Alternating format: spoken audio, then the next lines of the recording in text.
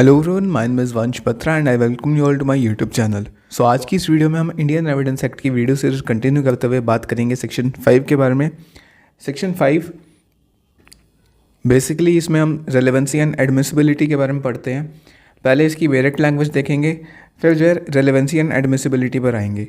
जो सेक्शन है मेंस के लिए भी इंपॉर्टेंट है। जो ये क्वेश्चन है रेलेवेंसी एंड एडमिसिबिलिटी का, ये काफ़ी बार पूछा गया है मेंस में। टर्म्स एग्जाम्स में भी, जो LLB टर्म्स एग्जाम होते हैं उसमें भी ये क्वेश्चन पूछा जाता है। तो आइए चलिए स्टार्ट करते हैं इसकी डायरेक्ट लैंग्वेज से। डायरेक्ट क्या कह रहा है? सो सेक्शन 5 क्या कह रहा है? सेक्शन 5 की हेडिंग है एविडेंस में be given of fact in issue and relevant facts. तो सेक्शन 5 ये कह रहा है कि एविडेंस दिया जा सकता है फैक्ट इन इशू का या फिर रेलेवेंट फैक्ट्स का। सिंपली सेक्शन 5 की हेडिंग ये कह रही है। इसका जो लैंग्वेज है ये क्या कह रही है ये देखते हैं। ये सेक्शन कह रहा है एविडेंस में be given in any suit और प्रोसीडिंग ऑफ द एग्जिस्टेंस और नॉन एग्जिस्टेंस। तो किसी भी सूट में या फिर प्रोसीडिंग में किसी के एग्जिस्टेंस या फिर नॉन एग्जिस्टेंस का, किसके एग्जिस्टेंस या फिर नॉन एग्जिस्टेंस का, किसी फैक्ट इन इशू के या फिर अदर फैक्ट्स के, जिसको यहाँ पर डिक्लेयर किया गया है रेलेवेंट, उनका एविडेंस जो है किसी भी सूट या फिर प्रोसीडिंग में दिया जा सकता है। And of no others, and किसी और चीज़ का यहाँ पर एविडेंस नहीं दिया जा सकता।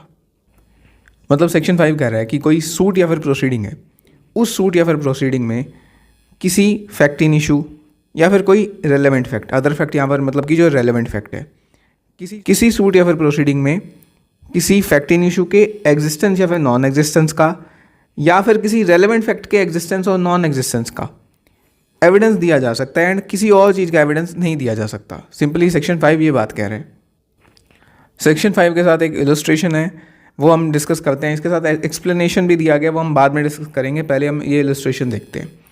तो इलस्ट्रेशन क्या कह रहा है? A is tried for murder of B. A का ट्रायल चल रहा है कि उसने बी का मर्डर किया है।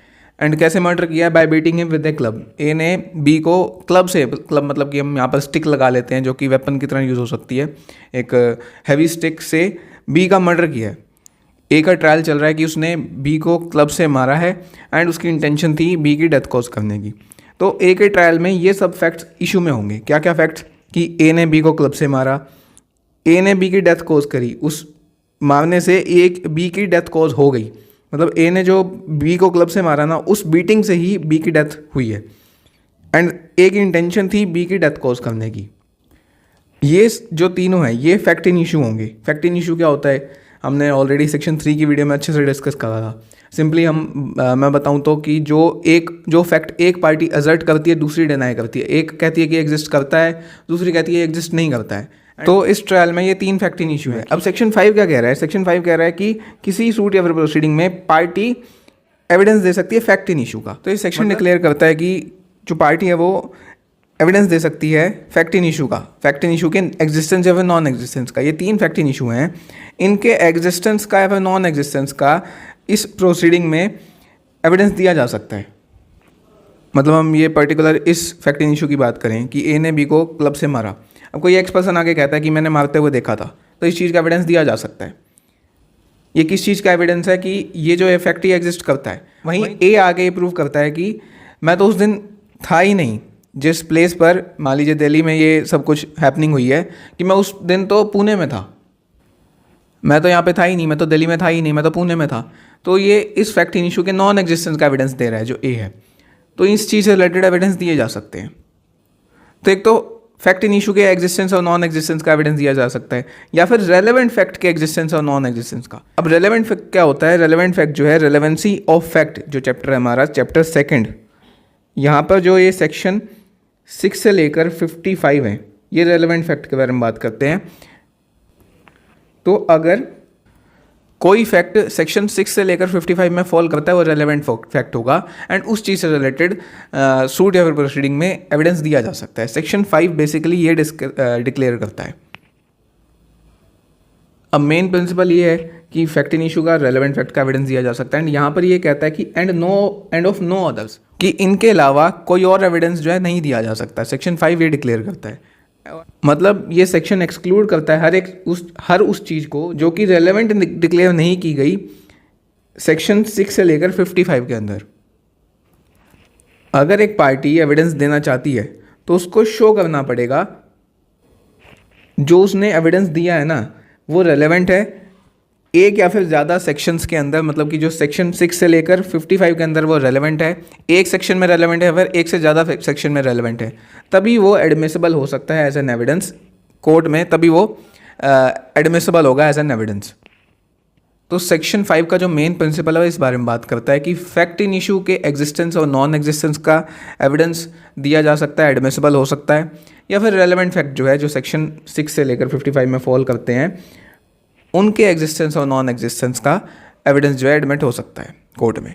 बट यहाँ पर एक एक्सेप्शन है। एक्सेप्शन क्या है कि जहाँ पर जो है फैक्ट रेलेवेंट नहीं होता पर वो फिर भी एडमिसिबल हो जाता है। अब ऐसा कौन सा फैक्ट है? सेक्शन 155 एक एग्जांपल है इसका। तो सेक्शन 155 में एविडेंस दिया जा सकता है for impeaching the credit of witness and वो परमिसिबल होता है। Impeaching the credit of witness मतलब कि बेसिकली जो वो विटनेस है वो ब्राइब्ड विटनेस है, उसको पैसे देकर कोर्ट में लेके आया गया एंड वो जो सच्चा विटनेस नहीं है। इसका एक एग्जांपल लें तो मान लीजिए एक्स है, एक्स आके कहता है कि जो ए है ना मैंने उसको देखा था बी को मारते हुए, क्लब से मारते हुए मैंने देखा है। वो अपने एग्जामिनेशन इन चीफ में ये बात कहता है। बाद में ये निकल कर आता है जब उसका क्रॉस एग्जामिनेशन होता है, जो ए का जो एडवोकेट होगा वो इसका क्रॉस एग्जामिनेशन करेगा, बाद में निकल कर आता है कि एक्स जो है वहाँ पर उस दिन दिल्ली में प्रेजेंट था ही नहीं, वो तो आउट ऑफ इंडिया था या फिर वो किसी और प्लेस पर था। तो एक्स की जो है क्रेडिबिलिटी इम्पीच हो गई, ये प्रूव हो जाएगा कि ये ब्राइब्ड विटनेस है ये। तो अब ये जो फैक्ट है ये इस केस के लिए ना फैक्ट इन इशू है ना रेलेवेंट फैक्ट है, फिर भी सेक्शन 155 में ये जो फैक्ट है ये रेलेवेंट होता है। तो एक एक्सेप्शन है जहाँ पर फैक्ट जो है रेलेवेंट नहीं होता केस में फिर भी वो एडमिसिबल होता है, सेक्शन 155 का एग्जाम्पल है। आगे कुछ ऐसे भी फैक्ट होते हैं जो रेलेवेंट होते हैं फिर भी वो एडमिसिबल नहीं होते, इनएडमिसिबल होते हैं। जैसे कि सेक्शन 25 में अगर कन्फेशन दिया गया पुलिस ऑफिसर को, वो अगर कन्फेशन कोई पर्सन को जो अक्यूज्ड है वो देता है पुलिस ऑफिसर को, वो रेलेवेंट हो सकता है बट वो एडमिसिबल नहीं होता। यूं ही अगर सेक्शन 26 में कन्फेशन दिया गया है अगर पुलिस कस्टडी में है कोई पर्सन तो बेशक रेलेवेंट हो पर वो एडमिसिबल नहीं होता कोर्ट में। यूं ही प्रिविलेज कम्युनिकेशंस होते हैं सेक्शन 121 से लेकर 131 में दिए गए हैं, यहाँ पर फैक्ट रेलेवेंट हो सकता है बट पार्टी जो है उस वो अलाउ नहीं होता, उसको वो एविडेंस नहीं दे सकता उस फैक्ट को प्रूव करने के लिए। इन सेक्शंस को आप पढ़ सकते हैं और डिटेल में इसके बारे में जानना है तो। आगे एक्सप्लेनेशन है यहाँ पर सेक्शन 5 का। तो एक्सप्लेनेशन क्या कहता है सेक्शन 5 का? सेक्शन 5 का एक्सप्लेनेशन कहता है कि अगर एक स्पेसिफिक प्रोविज़न है ना सीपीसी में जो डिसएंटाइटल करता है एक पार्टी को डिसअलाउ करता है, एक पार्टी को वो एविडेंस देने से डिसअलाउ करता है किसी पर्टिकुलर फैक्ट का, सीपीसी का एक प्रोविज़न एक पार्टी को डिसअलाउ कर रहा है कि वो एक इस फैक्ट का एविडेंस नहीं दे सकती कोर्ट में, तो बेशक वो फैक्ट रेलेवेंट हो, फैक्ट इन इशू हो, पार्टी जो है वो उस फैक्ट का एविडेंस नहीं दे सकती। फिर इसका एक एग्जांपल देखिए, ऑर्डर 7 रूल 14 सीपीसी। इसमें क्या है, ऑर्डर 7 रूल 14 में अगर एक प्लेंटिफ है वो अपने क्लेम के सपोर्ट में एक डॉक्यूमेंट पर रिलाई करता है, मतलब एक पर्सन है उसने किसी से क्लेम करना है, उसका जो भी क्लेम है जो भी केस चल रहा है उस केस में वो एक डॉक्यूमेंट पर रिलाई करता है कि उसको डॉक्यूमेंट वो प्रोड्यूस करना है कोर्ट में एंड उससे उसका जो केस है वो स्ट्रॉन्ग हो सकता है। सपोज बेसिकली वो अपने केस में उस डॉक्यूमेंट को प्रोड्यूस करना चाहता है, तो क्या होगा, ये ऑर्डर 7 रूल 14 क्या इंस्ट्रक्शन देता है कि he shall enter such document in list annex to plaint. वो उस डॉक्यूमेंट को प्लेंट के साथ लगा देगा, जो प्लेंट के साथ जो लिस्ट होती है उसके साथ लगा देगा, या फिर उसको लगाना चाहिए मतलब, या फिर वो प्रोड्यूस करेगा उस डॉक्यूमेंट को जब प्लेंट प्रेजेंट होती है, या तो वो प्लेंट के साथ जो लिस्ट होती है उसके साथ वो डॉक्यूमेंट लगा दे, और या फिर वो जब प्लेंट प्रेजेंट करेगा उसके साथ वो डॉक्यूमेंट भी प्रोड्यूस कर दे। इन दोनों में से एक काम करना होता है, बट अगर वो इन दोनों में से कुछ नहीं करता, but if it do not enter that, अगर वो लिस्ट में भी नहीं लगाता, प्रोड्यूस भी नहीं करता प्लेंट के साथ, तो कोर्ट जो है बाद में रिजेक्ट कर सकती है उस डॉक्यूमेंट को। कोर्ट की डिस्क्रिशन होती है, फिर बेशक वो डॉक्यूमेंट रेलेवेंट हो उस केस के लिए, कोर्ट की डिस्क्रिशन होती है, कोर्ट उसको रिजेक्ट कर सकती है उस डॉक्यूमेंट को।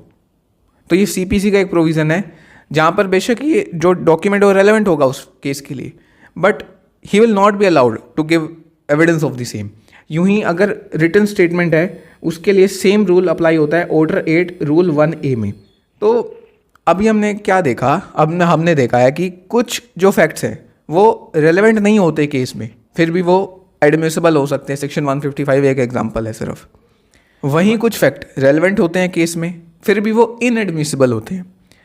तो इससे हमको क्या समझ आ रहा है कि जो रेलेवेंसी है और जो एडमिसिबिलिटी है दोनों अलग अलग टर्म हैं। तो हमको रेलेवेंसी और एडमिसिबिलिटी के बारे में समझना पड़ेगा, इनके डिफरेंस के बारे में समझना पड़ेगा, तभी हम ये समझ सकते हैं कि क्या चीज़ रेलेवेंट, क्या चीज़ एडमिसिबल। तभी हम अच्छे से प्रोसीजर को समझ सकते हैं एविडेंस के, आगे के सेक्शंस को भी तभी हम अच्छे से समझ सकते हैं। तब हम आते हैं रेलेवेंसी एंड एडमिसिबिलिटी पर। सो रेलेवेंसी एंड एडमिसिबिलिटी, सबसे पहले देखते हैं कि रेलेवेंसी क्या होता है। रेलेवेंसी, तो सबसे पहले ये देखते हैं कि रेलेवेंट का मतलब क्या होता है। देखिए सेक्शन 3 में डिफाइन है, जो इंटरप्रिटेशन क्लोज है उसमें रेलेवेंट जो टर्म है वो डिफाइन है। तो रेलेवेंट का मतलब क्या होता है, एक फैक्ट दूसरे फैक्ट से तब रेलेवेंट बोला जाता है जब वो कनेक्टेड है दूसरे से किसी भी तरीके से, जैसे कि सेक्शन 6 से लेकर 55 में बताया गया है। मतलब रेलेवेंट जो फैक्ट है वो सेक्शन 6 से लेकर 55 ही बताएंगे कौन से फैक्ट जो है रेलेवेंट होते हैं। तो रेलेवेंसी देखते हैं क्या होता है। देखिए जब भी एक पर्टिकुलर इवेंट होता है तो उसके सराउंडिंग इवेंट्स भी होंगे जो कि उसके साथ एग्जिस्ट करेंगे। एंड ये जो सराउंडिंग इवेंट्स होंगे ना, इनका कोई ना कोई लॉजिकल कनेक्शन जरूर होगा उस मेन इवेंट की हैपनिंग के साथ। दो जो सराउंडिंग इवेंट होंगे ना उनको बोला जाएगा लॉजिकली रेलेवेंट फैक्ट, क्योंकि उनका लॉजिकल कनेक्शन है मेन फैक्ट के साथ। एक हम एग्जांपल ले तो एक्स का मान लीजिए मर्डर हो गया, एक्स गॉट मर्डर्ड।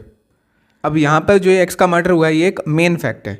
अब इसके सराउंडिंग फैक्ट्स निकल कर आए। पहला सराउंडिंग फैक्ट क्या निकल कर आया कि उस दिन जो एक्स है, एक्स वॉज अलोन, एक्स जो है घर पे अकेला था। दूसरा एक सराउंडिंग इवेंट निकल कर आया कि उस दिन वाई को वहाँ पर देखा गया था एक्स के घर के पास, and Y was having enmity, Y की दुश्मनी थी एक्स के साथ with X, Y was having enmity, Y की दुश्मनी थी एक्स के साथ। तो ये दो मेन फैक्ट के साथ दो सराउंडिंग फैक्ट, वैसे तो बहुत सारे फैक्ट्स निकल कर आएंगे बट हम एग्जांपल के में ये दो ही फैक्ट्स यूज़ कर रहे हैं। अब जो तो क्या इन दोनों फैक्ट्स को देखकर आपको ये लग रहा है कि इनका कोई ना कोई लॉजिकल कनेक्शन है एक्स के मर्डर के साथ? बिल्कुल है, क्योंकि अब एक्स अलोन था, एक्स घर पे अकेला था। तो मान लीजिए कोई उसके मर्डर की प्लानिंग कर रहा है, तो अब वो जो एक्स है वो अकेला है घर पे, तो उस जो मर्डर की प्लानिंग कर रहा है उसके लिए आसान होगा उसको मारना। अब ये जो दूसरा फैक्ट है कि वाई की एनिमिटी थी एक्स के साथ, वाई जो है एक्स का दुश्मन था, तो ये भी हम मान सकते हैं कि इसका भी कोई ना कोई लॉजिकल कनेक्शन है इस मेन फैक्ट के साथ कि वाई की दुश्मनी थी एक्स के साथ। अब एक्स घर में अकेला था, क्या पता उसको अकेला देखकर वाई ने उसको मार दिया हो, बट प्रोवाइडेड अदर जो है दूसरे कॉरपोरेटिव एविडेंस आते हैं, वो सब कुछ अलग बात है। बट ये एक फैक्ट जो है लॉजिकली हम कह सकते हैं कि रेलेवेंट है, ये भी रेलेवेंट है। तो रेलेवेंसी क्या मतलब, डेफिनेशन क्या है रेलेवेंसी की? रेलेवेंसी इज ए सिचुएशन जहाँ पर एक इवेंट की हैपनिंग को सजेस्ट किया जाता है जुडिशियल माइंड को कि दूसरा इवेंट नहीं होता, या फिर हुआ है तो इसलिए हुआ है क्योंकि ये वाला इवेंट हुआ है, एंड ना अगर ये इवेंट ना होता तो ये इवेंट भी ना होता। इसका क्या मतलब है, अब यहाँ पर एक्स अलोन है या फिर वाई की एनिमिटी है एक्स के साथ, तो यहाँ पर ये सजेस्ट किया जाएगा जब कि एक्स जो है अलोन था तभी उसका मर्डर हुआ है, या फिर वाई की एनिमिटी थी एक्स के साथ तभी उसका मर्डर हुआ है। अगर एक्स अलोन ना होता तो उसका मर्डर भी ना होता, या फिर अगर वाई की एनिमिटी ना होती एक्स के साथ तब एक्स का भी मर्डर क्या पता ना होता। तो एक तरीके से लॉजिकल कनेक्शन बनाने की कोशिश की जा रही है। तब तो जब ये कनेक्शन एस्टैब्लिश हो जाता है तो उसको हम रेलेवेंसी बोलते हैं। देखिए यहाँ पे हमने बात करी लॉजिकल रेलेवेंसी की। दो तरीके की रेलेवेंसी होती है, logical relevancy and legal relevancy, वो हम देखते हैं। सो लॉजिकल रेलेवेंसी क्या होता है, एक पर्टिकुलर इंसिडेंट या फिर फैक्ट जो है वो आइसोलेशन अकेले में जो है वो नहीं होता है, एंड उसके सराउंड में कुछ ना कुछ फैक्ट्स होते हैं जिनका लॉजिकल कनेक्शन होता है मेन फैक्ट्स के साथ। अभी हमने पढ़ा उसको बोला जाता है logical relevancy. But Indian evidence act जो है वो लॉजिकल रेलेवेंसी से कंसर्न नहीं है। इंडियन एविडेंस एक्ट किससे कंसर्न है? With legal relevancy. For the purpose of Indian evidence act it is legal relevancy which matters. तो इफेक्ट एक जो फैक्ट है वो रेलेवेंट तब माना जाएगा अगर वो लीगली रेलेवेंट है। इंडियन एविडेंस एक्ट में। तो कोई फैक्ट जो है लीगली रेलेवेंट कब होगा, या फिर लीगल रेलेवेंट फैक्ट कौन से होते हैं? लीगल रेलेवेंट फैक्ट वो फैक्ट होते हैं जो कि कनेक्टेड हैं फैक्ट इन इशू से या फिर कोई और रेलेवेंट फैक्ट से, जैसे कि सेक्शन 6 से लेकर 55 में बताया गया है। तो जैसे कि सेक्शन 6 से लेकर 55 में बताया गया है, जो इन सेक्शंस में जो फैक्ट्स हैं जिनको रेलेवेंट बोला गया है वो जो है लीगल रेलेवेंट फैक्ट्स होंगे। बट एक बात यहाँ पर ध्यान रखिए आप कि जो logical relevancy and legal relevancy है, इन दोनों के बीच में हम सेपरेशन नहीं कर सकते। क्या है कि logical relevancy is essence behind legal relevancy. Legal relevancy का जो एसेंस है वो लॉजिकल रेलेवेंसी है। एंड कोई भी फैक्ट जो लीगली रेलेवेंट होगा ना एविडेंस एक्ट में, वो लॉजिकली रेलेवेंट जरूर होगा। ठीक है, इंडियन एविडेंस एक्ट ये कहता है कि वो कंसर्न है लीगल रेलेवेंट फैक्ट से, बट लीगल रेलेवेंट फैक्ट कौन से होंगे? जो कि लॉजिकली भी रेलेवेंट होंगे, वही लीगल रेलेवेंट फैक्ट्स होंगे। इंडियन एविडेंस एक्ट में जो प्रोविजंस हैं वो इतने वाइड हैं कि जिसमें सभी फैक्ट्स जो कि लॉजिकली रेलेवेंट है वो इंक्लूड होते हैं, वो इंक्लूडेड हैं। And if case does not fall within one of the section directly then it may fall within section 11 as it is a residuary provision. ये line क्या कह रही है? मान लीजिए सेक्शन 6 से लेकर 55 में अगर कोई फैक्ट लीगली रेलेवेंट तो है बट वो सेक्शन 6 से लेकर 55 में फॉल नहीं कर रहा है, तो वो सेक्शन 11 में जरूर फॉल करेगा, क्योंकि सेक्शन 11 जो है रेजिड्यूरी प्रोविज़न है। मतलब जो कहीं रेलेवेंट नहीं होगा वो सेक्शन 11 में रेलेवेंट हो जाएगा। अगर कोर्ट को लगता है कि वो लॉजिकली रेलेवेंट है, कोई भी फैक्ट है अगर वो लीगली रेलेवेंट है ना, तो ये ज़रूर है कि वो लॉजिकली रेलेवेंट भी होगा। एंड कोई भी ऐसा केस नहीं हो सकता जहाँ पर कोई जो फैक्ट है वो लॉजिकली रेलेवेंट ना हो, लॉजिकली कनेक्टेड ना हो, इलॉजिकल कनेक्शन हो उसका केस के साथ, फिर भी वो लीगली रेलेवेंट हो जाए, ऐसा कोई भी केस नहीं हो सकता। सो थ्योरेटिकली हम कह सकते हैं लीगल रेलेवेंसी में और लॉजिकल रेलेवेंसी में डिफरेंस है, but in practical there is no difference between the two. आप जस्ट फॉर एन एग्जांपल, जो हमने पीछे इलस्ट्रेशन डिस्कस करा कि जहाँ पर एक्स का मर्डर हुआ है एंड दो ये जो है लॉजिकली रेलेवेंट फैक्ट थे कि एक्स एलोन है तभी उसका मर्डर हुआ होगा, या फिर वाई की एनिमिटी थी, वाई दुश्मन था एक्स का, ये यहाँ पर एक कनेक्शन इस्टेब्लिश हुआ था कि ये लॉजिकली इन दोनों फैक्ट्स का कनेक्शन है मेन फैक्ट के साथ। अब जो ये एक्स एलोन है ना, ये सेक्शन 7 के अंदर ये रेलेवेंट होगा, एंड जो ये वाई की एनिमिटी थी एक्स के साथ, ये जो फैक्ट है ये सेक्शन 7 में भी रेलेवेंट होगा एंड सेक्शन 8 में भी रेलेवेंट होगा। तो हम यहाँ पर ये कह सकते हैं कि जो भी लॉजिकली रेलेवेंट फैक्ट होगा लीगली रेलेवेंट भी जरूर होगा। सो एडमिसिबिलिटी क्या होता है? All the relevant fact which are admissible by court is called admissibility. जो भी रेलेवेंट फैक्ट जो कि एडमिसिबल हो, जो कि कोर्ट एडमिसिबल कर ले, एडमिट कर ले, वो एडमिसिबिलिटी होता है। हम कुछ सेक्शंस डिस्कस करते हैं जिससे हमको क्लियर होगा कि एडमिसिबिलिटी होती क्या है। देखिए section 136 para 1 Indian evidence act में जो सेक्शन 136 है उसमें कोर्ट के पास पावर है। कोर्ट जो है पार्टी को ये कह सकती है कि वो पहले प्रूव करे कि वो जो फैक्ट है वो रेलेवेंट है, एंड तभी वो जो कोर्ट है उस पार्टी को अलाउ करेगी उसका एविडेंस देने के लिए।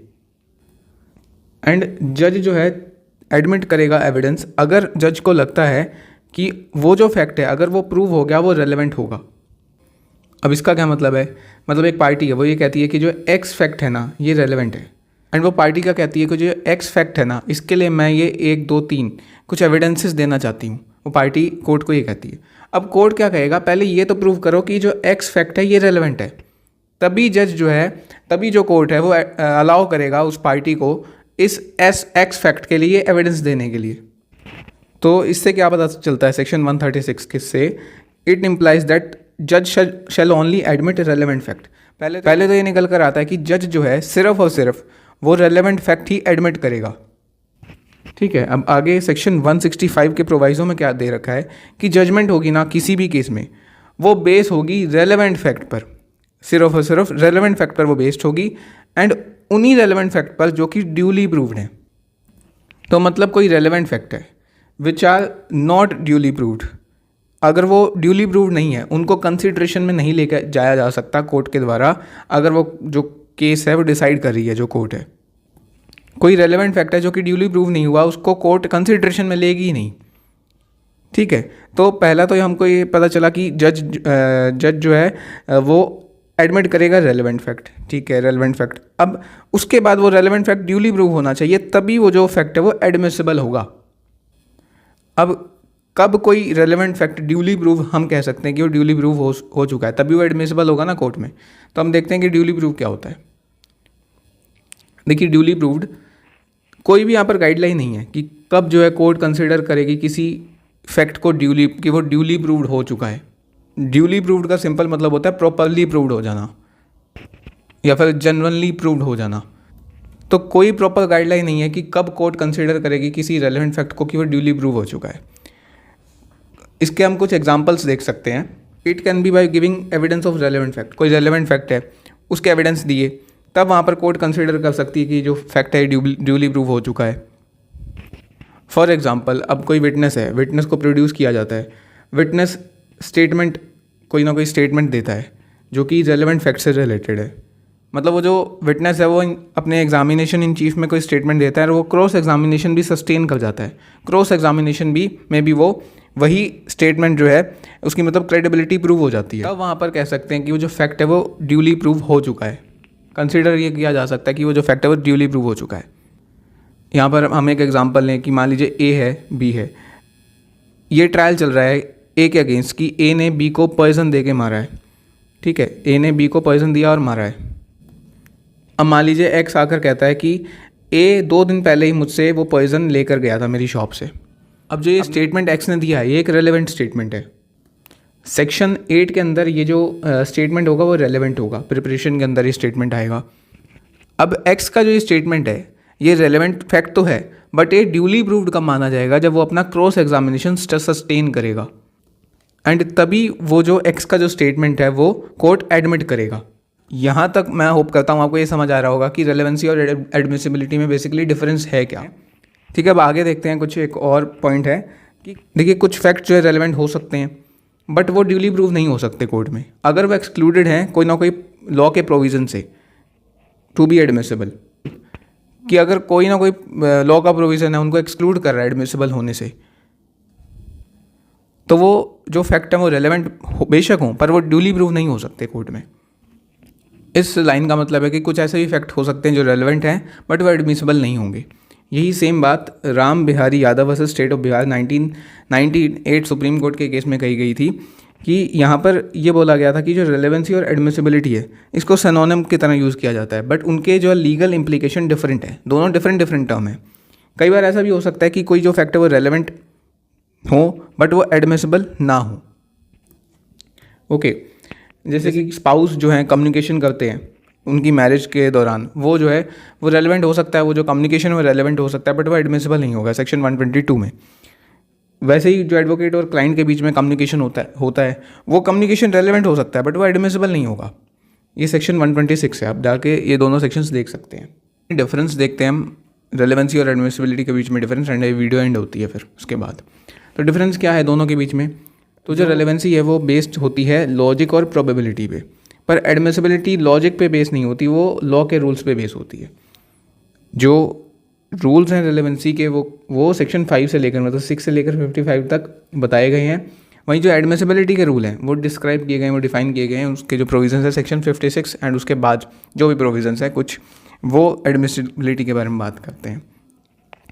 तो जो फैक्ट्स हैं जो कि रेलेवेंट होंगे ज़रूरी नहीं वो एडमिसिबल भी हों, पर जो फैक्ट्स जो कि एडमिसिबल हैं वो ज़रूरी हैं कि वो रेलेवेंट भी होंगे। ये एक इंपॉर्टेंट पॉइंट है, ये ध्यान रखिएगा। रेलेवेंसी जो है एक कॉज है एंड एडमिसिबिलिटी एक इफेक्ट है, and at the last relevancy जो है जीनस है and admissibility is species. Relevancy is genus, this is relevancy, okay, and admissibility is species, this is admissibility.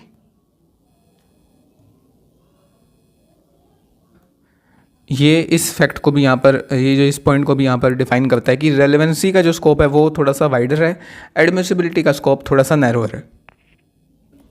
जो रेलेवेंट फैक्ट होंगे ज़रूरी नहीं कि वो एडमिसिबल भी हो, एडमिसिबल कब होंगे हमने अभी इस वीडियो में डिस्कस करा। तो यहाँ पर ये सेक्शन 5 यहाँ पर एंड होता है। होप सो आपको ये वीडियो अच्छी लगी होगी। वीडियो अच्छी लगी हो तो प्लीज़ लाइक कीजिएगा एंड चैनल पर नए हो तो सब्सक्राइब कीजिएगा। एविडेंस एक्ट से रिलेटेड इससे पहले की वीडियोस ऑलरेडी अपलोडेड हैं, आप जाके चेक कर सकते हैं प्लेलिस्ट में। CRPC IPC TP की वीडियोस भी अपलोडेड हैं प्लेलिस्ट में, आप जाके चेक कर सकते हैं। सो यही था आज के लिए, that was it for today, have a nice day.